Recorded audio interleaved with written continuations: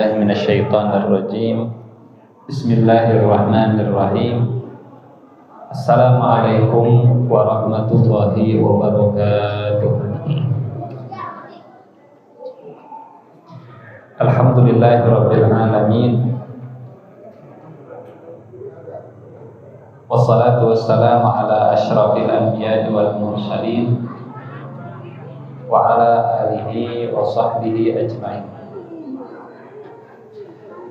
Rabbi shrah li sadri wa yassir li amri wahlul 'uqdatam min lisani yafqahu qawli.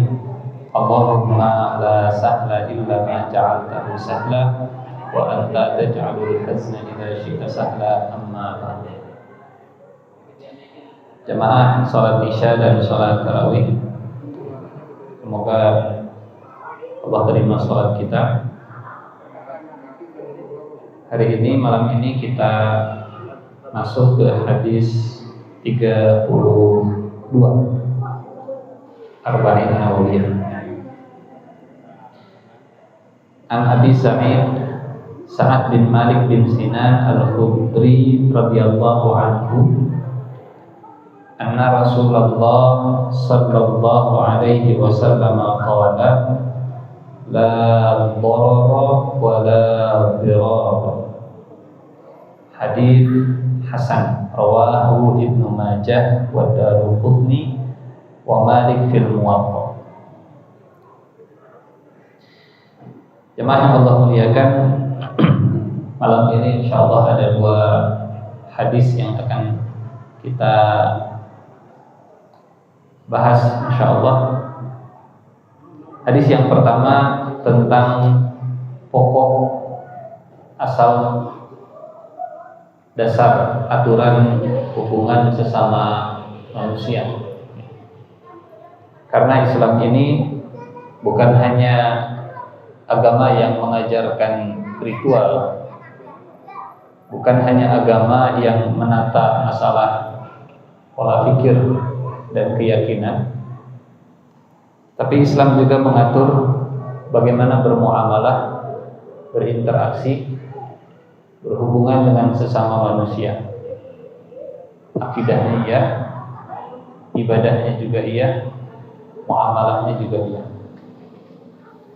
Dan hadis ini hadis yang jadi fondasi utama, hadis yang turunannya sangat banyak, rinciannya kalau diaplikasikan itu sangat sangat luas. Hadisnya dari Abi Sa'ad bin Malik bin Sinan Al-Khudri, Abu Sa'id Al-Khudri. Kunyahnya jauh lebih terkenal dari nama aslinya. Kunyahnya, panggilannya Abu Sa'id, nama aslinya Sa'ad Al-Khudri.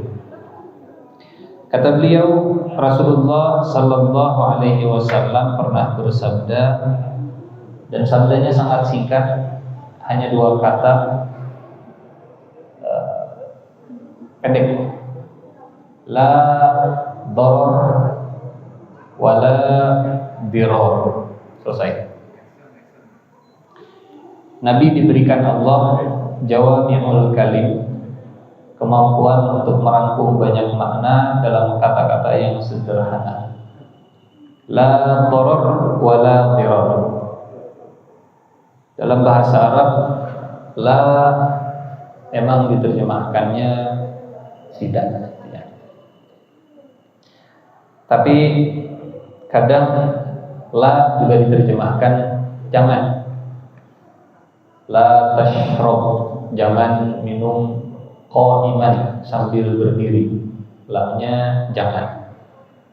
La ikraha fid din, itu jangan atau tidak. Bagaimana membedakan antara jangan dan tidak? Dalam bahasa Arab, kalau setelah la itu isim, ini agak rumit kalau kita membahas tentang grammar, apalagi jam segini bukan waktunya membahas grammar. Intinya la dalam bahasa Arab itu bisa berarti tidak, bisa berarti juga jangan. Gitu. Kalau jangan, larangan. Kalau tidak, menegasikan sesuatu. Dan kalau tidak, itu biasanya untuk sebuah perintah. Kalau jangan, itu untuk sebuah perintah, larangan. Jangan makan, jangan minum, jangan jalan, jangan duduk. Kalau tidak makan. Di masjid tidak makan, atau tidak ada makanan, tidak. Dalam bahasa Arab la ikroha, tidak ada paksaan. Secara letterlek artinya bukan tidak boleh memaksa, bukan. La ikroha fiddin, tidak ada paksaan dalam agama. Artinya orang kalau beragama itu memang bukan dengan cara dipaksa untuk masuknya. Karena beragama itu dengan kesadaran, dengan keyakinan, dengan keimanan. Misalnya begini, la imana liman la amanatalah, tidak beriman orang yang tidak amanah. La darar wa la dirar, tidak boleh memberikan madarat dan tidak boleh saling menularkan madarat. Ini ada beberapa pendapat para ulama memaknai darar dan dirar. Akar katanya sama. Akar katanya sudah jadi bahasa Indonesia, madarat, madarat.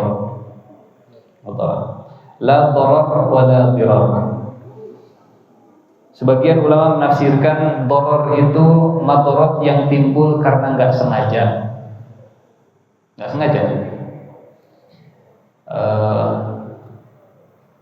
Contohnya nggak sengaja, nyenggol mobil orang lain nggak sengaja, itu namanya darar.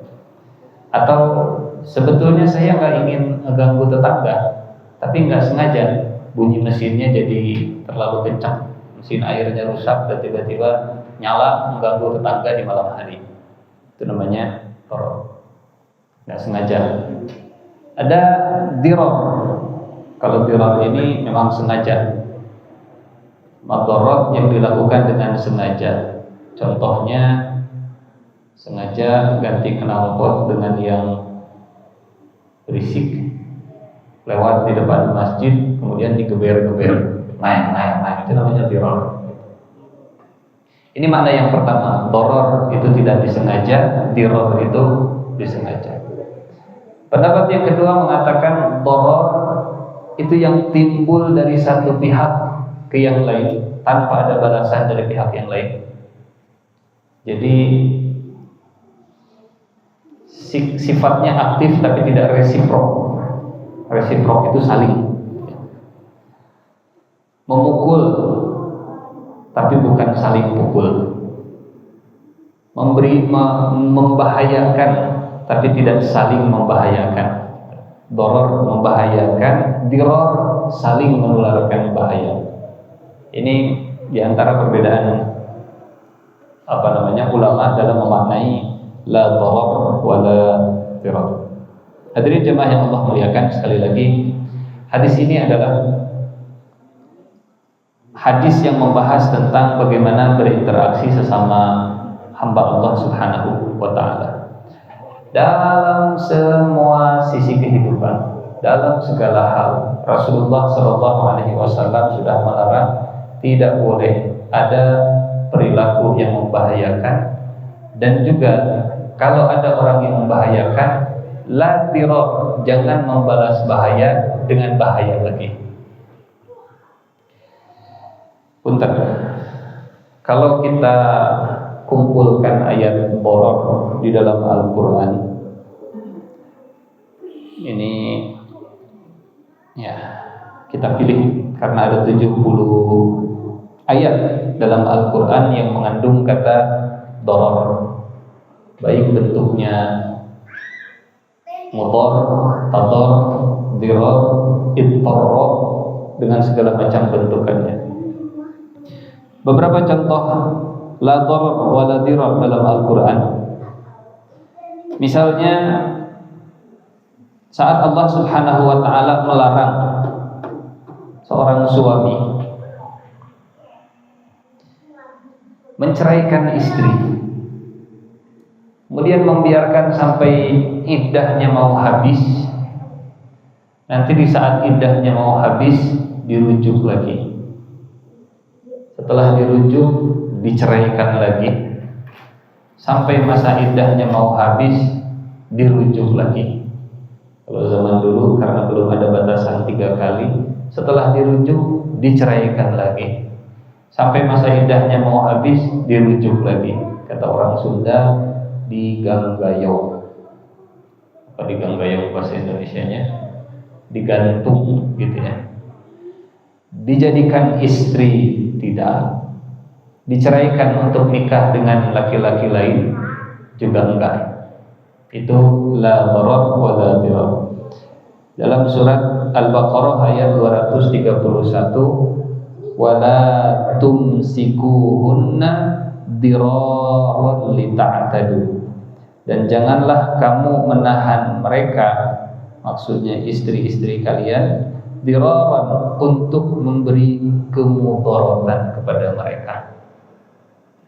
La dharar wa la dirar. Seorang ayah punya keluarga yang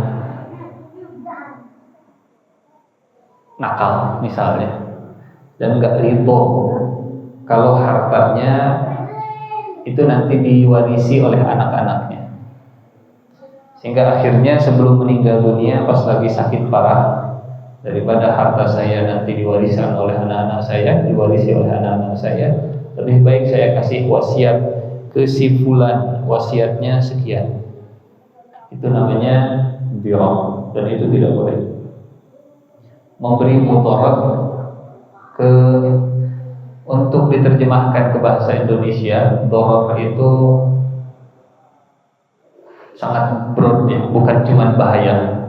Darar juga bisa bermakna gangguan, darar juga bisa bermakna sesuatu yang buruk, madarat dan seterusnya.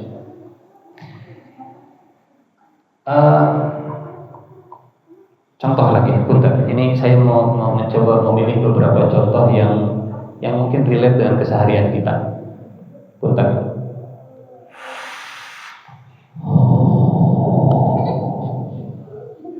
Membahayakan tidak? Siapa yang bahayanya? Diri sendiri dan mungkin orang lain. La dharar wala dirar. Jangan membahayakan dan jangan saling menularkan bahaya.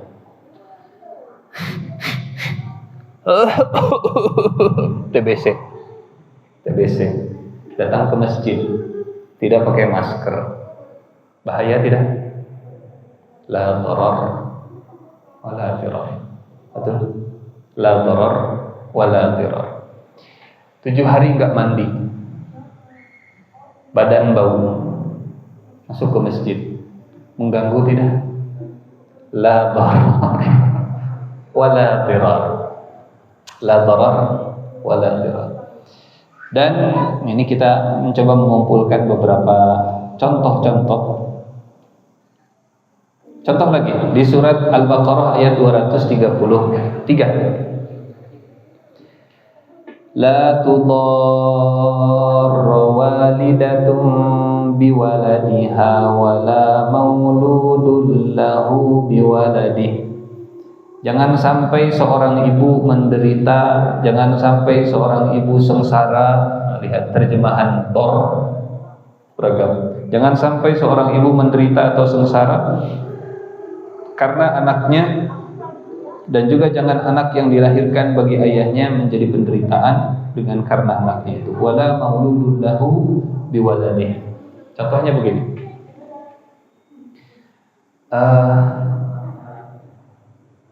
Kalau ada suami menceraikan istrinya dan mereka punya anak, maka anak ini hak asuhnya ada di tangan suami atau istri?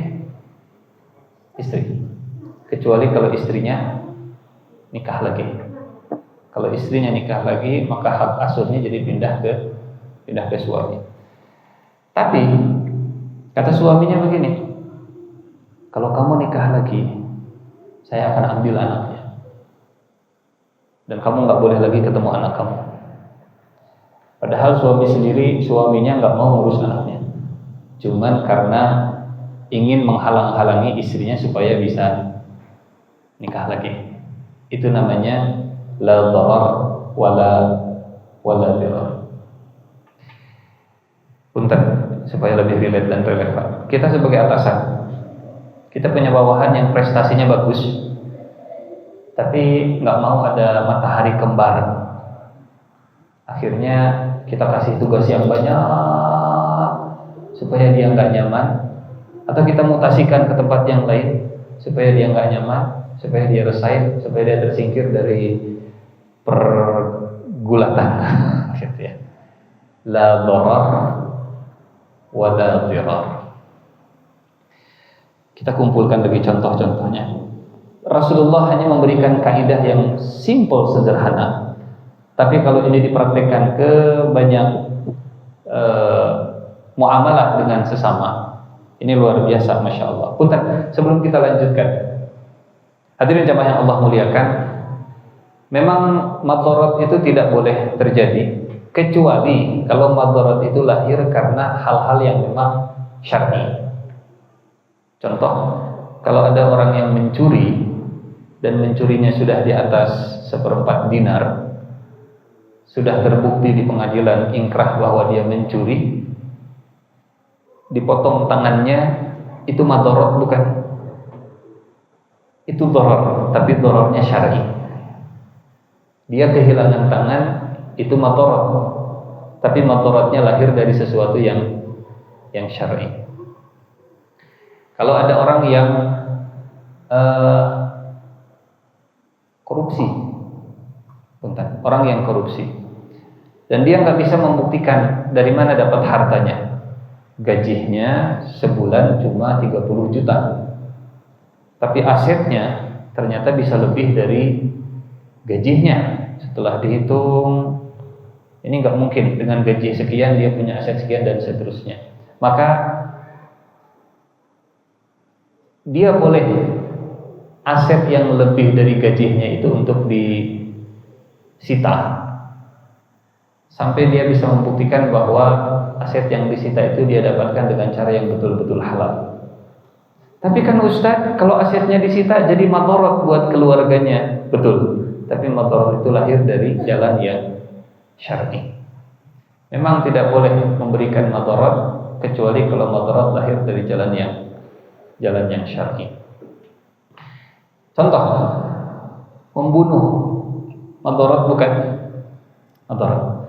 Tapi kalau ada pembunuh ditangkap dan terbukti dia membunuh, keluarga korban tidak memaafkan. Kata keluarga korban, saya ingin menuntut keadilan. Baik, kalau begitu kata hakim, sesuai dengan permintaan keluarga dan keluarga tidak memaafkan, maka al-bojo tolong eksekusi. Madharat tidak? Madharat, tapi madharat itu lahir dari jalan yang syar'i. Ada orang yang nampar, kemudian bikin surat pengaduan, dipanggil yang namparnya dan dikisos, ditampar balik. Madharat bukan? Madharat, tapi madharatnya lahir dari jalan yang syar'i. Jadi la dharar wa la dirar. Ini kaidah yang dibatasi dengan kalau madharatnya lahir dari jalan yang syar'i. Hadirin jamaah yang Allah muliakan, contoh berikutnya di surat Al-Baqarah ayat 282. Wala yudarra katibun wala syahid. Dan notaris jangan saling menyulitkan dan jangan juga para saksi dalam akad hutang piutang. Ayat ini surat Al-Baqarah ayat 282. Katib artinya penulis akad hutang piutang. Hari ini kita menyebutnya notaris. Wala yudarra katibun wala syahid. Jadi intinya Allah ingin agar hubungan sesama manusia itu jalan lebih mudah. Yuridullahu bikumul yusra wa la yuridu bikumul usra. Sebagai penutup hadis yang ke-31. Kalau ada madarat, tapi saat dihilangkan madaratnya menimbulkan madarat yang serupa, maka lebih baik dibiarkan. Contoh misalnya begini. Orang mabok-mabokan. Madarat bukan? Madarat. Tapi kalau kita, atau yang relate lah, yang relevan belakangan, ini ada judi sabung ayam, misalnya begitu ya. Kalau digerebek, ditembak mati dan bisa mengganggu yang lainnya. Kalau dibiarkan, ya sudah, hanya terlokalisir di satu tempat. Kalau madarat disingkirkan dan menimbulkan madarat yang sama atau yang lebih besar, maka madarat yang ini dibiarkan saja. Dulu ada cerita di zaman bangsa Mongol, bangsa Tatar menyerang umat Islam, mereka mabuk-mabukan. Kemudian ada seorang ulama yang melihat mabuk-mabukan tadi, kata muridnya, "Syekh, lihat, itu mereka orang Tatar mabuk." Kata ulama ini, biarin. Mereka kalau mabuk, madaratnya itu untuk diri mereka sendiri, yang hilang akal mereka. Tapi kalau mereka nggak mabuk, mereka akan nyerang umat Islam dan madaratnya itu menular ke yang lain. Jadi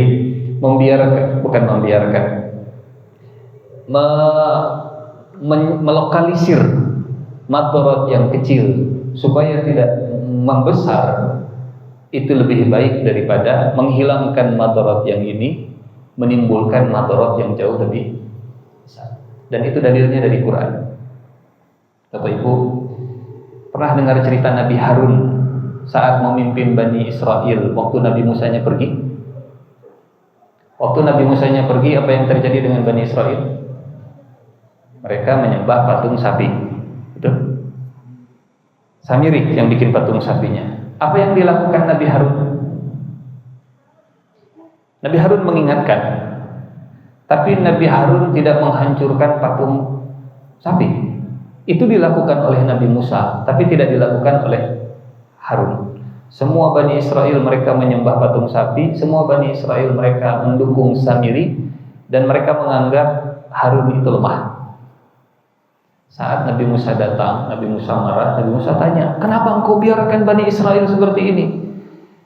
Kata Nabi Harun di surat Al-A'raf, "Innal qauma istad'afuni wa kanu yaqtulunani fala tushmit biyal a'da."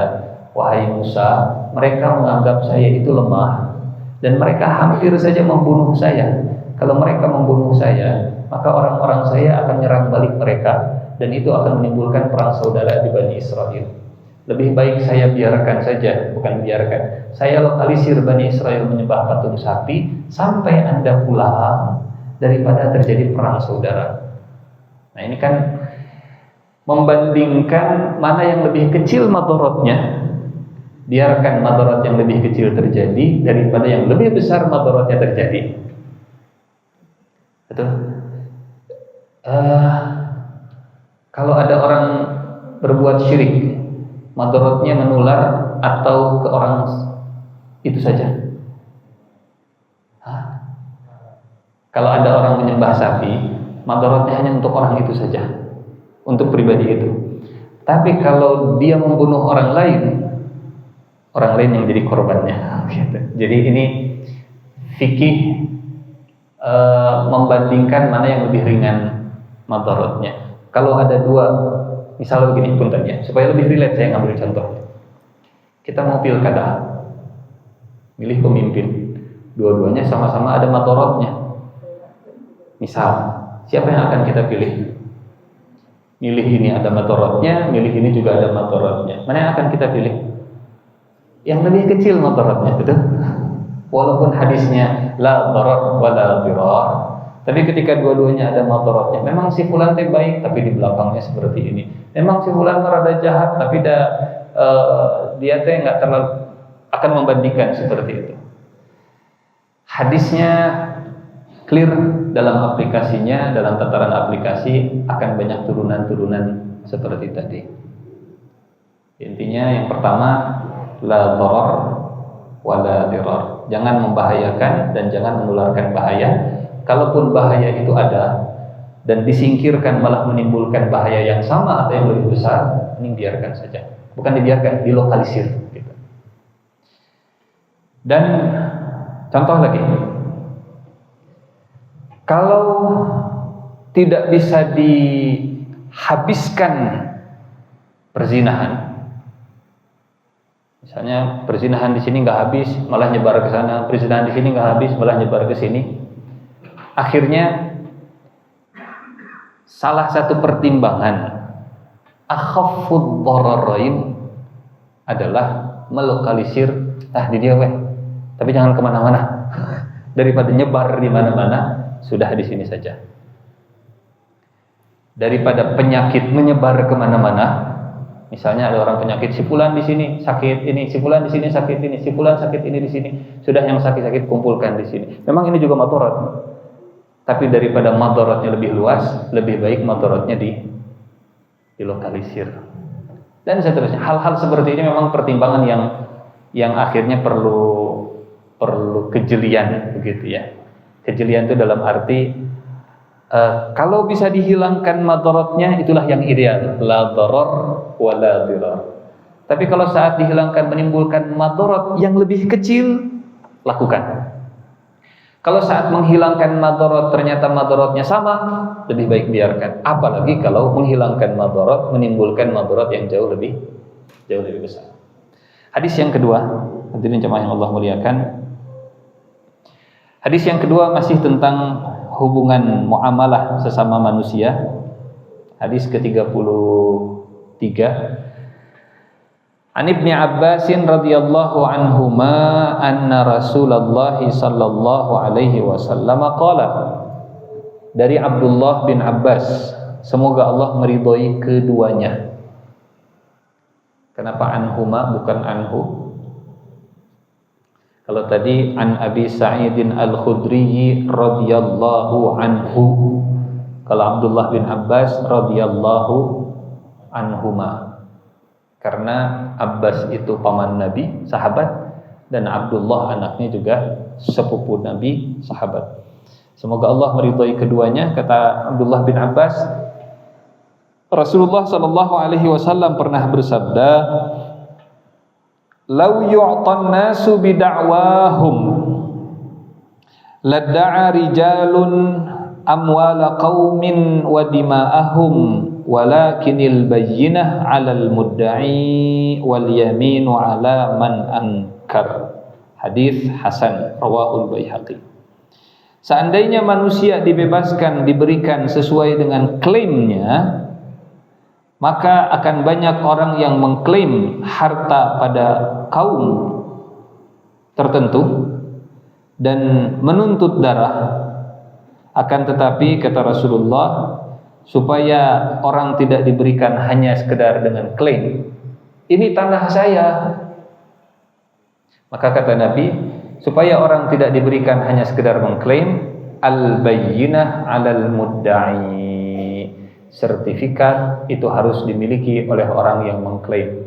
Bayyinah itu bukti, keterangan, penjelasan. Anda mengklaim tanah ini milik Anda, mana HGB-nya, mana SHM-nya, itu bayyinah. Anda mengklaim HP ini milik Anda, coba buka passwordnya, coba itu namanya bayyinah. Bayyinah itu keterangan, bukti, sertifikat, dan seterusnya. Karena kalau sekedar mengklaim, ini HP saya, sok ambil, akan jadi bahaya, itu HP saya.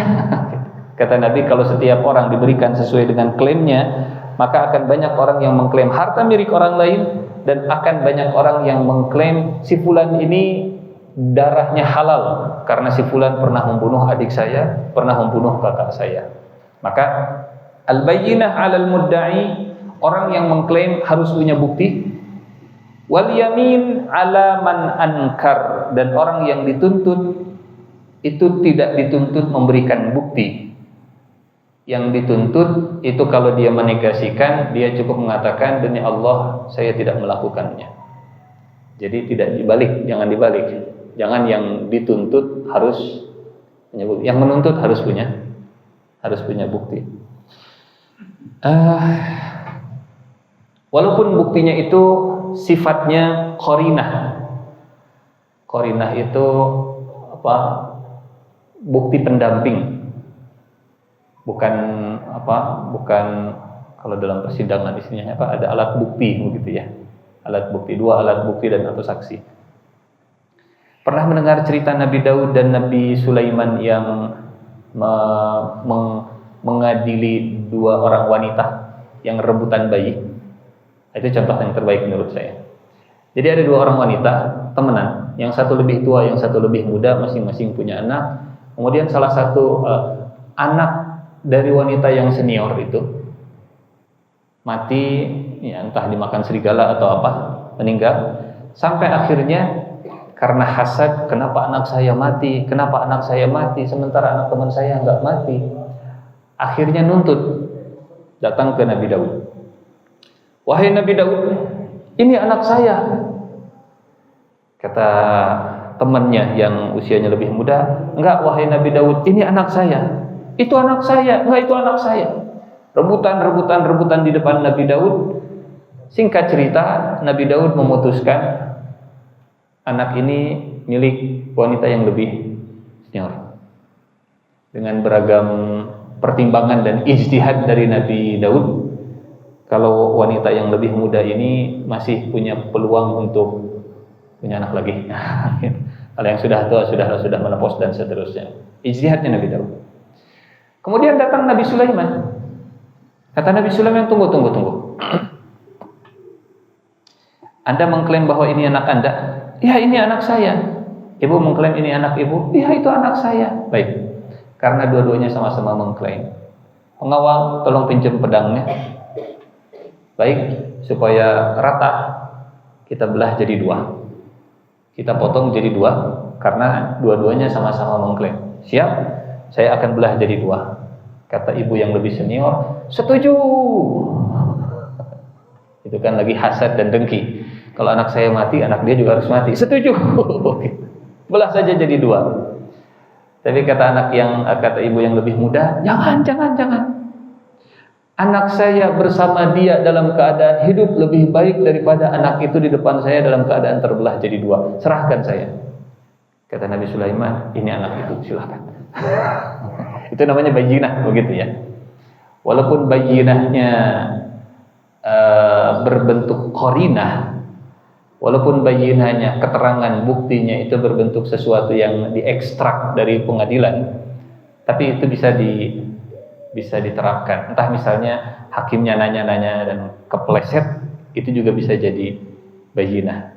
Nanya-nanya ke tersangka atau ke saksi, ternyata ada salah satunya yang ada cerita. Ini cerita Hakim Syuraih, Qadhi Syuraih. Ada 2 orang yang lagi sengketa. Yang satu nuntut, yang satu nitip barangnya ke temannya. Dia pergi, pas pulang, bro, saya mau ambil barang. Barang mana ya? Barang yang dulu saya titipin waktu mau pergi. Enggak pernah nitip. Barang dulu saya pernah nitip. Enggak pernah nitip. Akhirnya mereka ribut, kemudian mereka datang ke Qadhi Syuraih. Adu mulut lah di depan Qadhi Syuraih, sampai akhirnya kata Qadhi Syuraih begini, baik,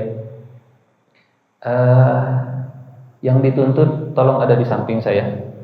Kamu yang nuntut, tolong kamu pergi ke tempat waktu itu kamu janjian dengan si fulan menitipkan barang. Silahkan kamu pergi.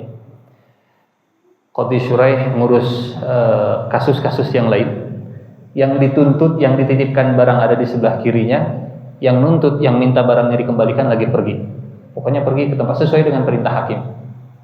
Lama Qadhi Syuraih nanya ke si fulan, kira-kira temanmu itu udah nyampe belum ke tempat nitip barang? Belum. Wah, berarti benar sudah pernah nitip. Itu namanya bayyinah. Temanmu kira-kira udah nyampe belum ke tempat penitipan barangnya? Belum tuan, jauh. Itu namanya bayyinah gitu. Jadi bagaimana hakim bisa mengekstrak kebenaran entah dari kata-kata dua orang yang sedang bersengketa, entah dari BAP masing-masing, gitu ya. Itu salah satu bagian dari bayyinah. Kalau yang menuntut, yang mengklaim tidak punya bayyinah, maka hakim pun bisa mengekstrak bayyinah dari persidangan. Dan kata Rasulullah Shallallahu Alaihi Wasallam di hadis yang lain, aku ini manusia yang kalau menghakimi kalian, kalau menyidang kalian, aku menyidang sesuai dengan yang nampak dan yang zahir. Rasulullah tidak punya ilmu gaib kecuali yang dibocorkan oleh Allah. Sehingga kata Nabi, kalau salah seorang di antara kalian ada yang mengambil harta milik saudaranya karena saya yang memutuskannya, karena misalnya kalian lebih retoris dalam dalam sidang, lebih jago dalam ngomongnya, sehingga Nabi akhirnya memutuskan, oh iya, kamu yang benar, kamu yang salah. Padahal aslinya terbalik, yang ini benar, yang ini salah. Kata Nabi, kalau kalian mengambil hak saudara kalian karena saya yang memutuskan berdasarkan hasil persidangan, maka jangan diambil karena aku memutuskan berdasarkan yang sahih. Pernahkah kejadian ini terjadi? Pernah. Bapak Ibu, nanti lihat surat An-Nisa, kisah penutup. An-Nisa ayat 105 sampai 112.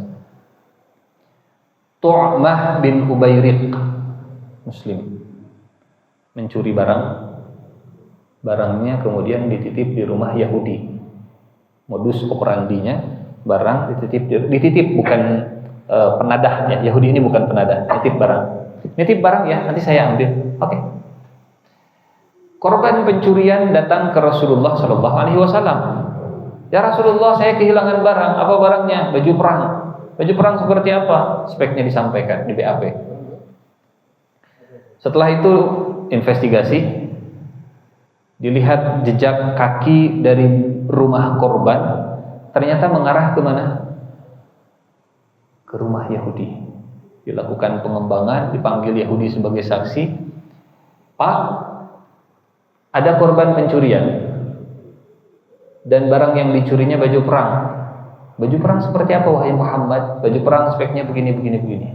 Kata si Yahudi, kalau baju perang seperti itu ada di rumah saya. Dengan polosnya, dengan inosennya, karena merasa nggak bersalah. Oh, ada di rumah saya. Boleh lihat? Diambil baju perangnya, kemudian dilihat. Kata korban, itu baju perang saya. Kata si Yahudi, tolong jangan tuduh saya, karena ini barang titipannya Tu'mah bin Ubayriq. Pengembangan dilakukan, ada surat panggilan kepada Tu'mah, didatangkan Tu'mah, disidangkan, dipertemukan antara Tu'mah dengan Yahudi. Tu'mah, benarkah Anda pernah menitipkan barang ini ke rumah si Yahudi? Kira-kira apa jawaban Tu'mah? Enggak ya Rasulullah, enggak. Saya enggak pernah nitip barang. Siapa yang jadi tertuduh sekarang? Si Yahudi. Ya Muhammad, ini barang titipan. Ini barang titipannya Tu'mah. Kata Tu'mah, enggak ya Rasulullah. Tu'mah Muslim, ini Yahudi. Kira-kira kalau kita jadi hakim, kemana kecenderungan kita? Yang salah siapa? Karena barangnya ada di si Yahudi. Kalau kita jadi hakim, bukti forensiknya, jejak kakinya mengarah ke si Yahudi, maka Yahudi yang salah. Sampai titik di mana Rasulullah tidak bisa lagi mengekstrak bayyinah. Hampir saja Rasulullah memvonis Yahudi salah. Maka Allah menurunkan surat An-Nisa ayat 105 sampai ayat 112, turun untuk membela Yahudi, bukan karena agamanya, tapi karena dia tidak bersalah, dan menyalahkan Tu'mah bukan karena dia muslimnya, tapi karena dia mencuri. Jadi hadis ini intinya tentang keadilan di dalam Islam, bagaimana klaim dan tuntutan itu harus disertakan dengan bukti supaya tidak zalim kepada orang lain. Wallahu a'lam bishawab. Sebelum ditutup, barangkali ada yang menambahkan, ada diskusi, tafadhol, silakan. Alhamdulillahirrahmanirrahim. Syukran jazakallahu khairan katsiran Ustaz. Mungkin ada pertanyaan satu dari jemaah? Tidak ada sepertinya Ustaz. Alhamdulillah rabbil alamin. Baik, kalau tidak ada kita tutup dengan doa kifaratul majlis. Subhanakallahumma wa bihamdika asyhadu an la ilaha illa anta astaghfiruka wa atubu ilaik. Aqulu qawli hadza wa astaghfirullah li wa lakum. Wassalamualaikum warahmatullahi wabarakatuh.